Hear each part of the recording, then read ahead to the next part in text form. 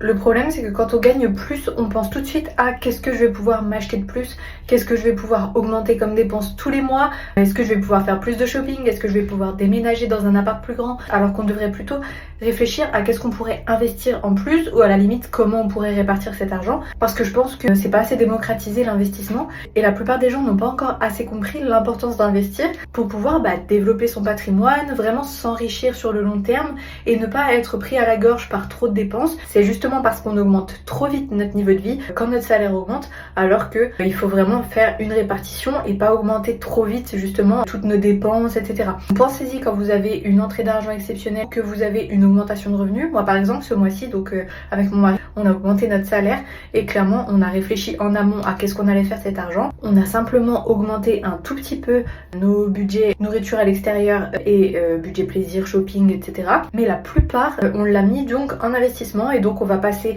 de 300 € par mois d'investissement à 500 € par mois d'investissement. Et le reste, ça va augmenter nos épargnes chaque mois. Donc soit ça remplit notre épargne de sécurité, soit ça nous permet d'économiser pour acheter des grosses choses quand on a envie d'acheter des grosses choses.